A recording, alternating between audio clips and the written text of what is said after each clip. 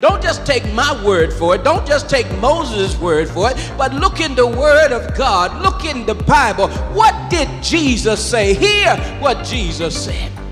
Let me give you a little experiment, something you can do. I want you to go back, way back in the day when you had one of those red letter edition Bibles.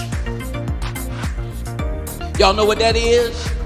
That's one of them Bibles that got everything Jesus said highlighted in red.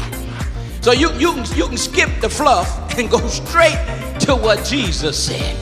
And if you want to know what Jesus said, if you want to hear what Jesus said, I dare you to get your old-fashioned red letter edition. Matter of fact, you don't have to get an old-fashioned. I found out you can just Google red letter edition, and they'll put it up on your screen. And you just sit in front of your computer and read the red. This is what Jesus said. This is how Jesus responded. You know what he said. You can hear him if you read what he said.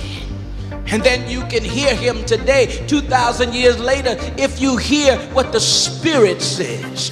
Because the Spirit of God has been instituted, has been set in each one of us. And one way or another, that inner voice is there. And the Spirit of God will confirm the truth of God. In fact, the Spirit of God witnesses to the truth because the Spirit is truth. And so the Spirit will speak to you and you can hear what Jesus said.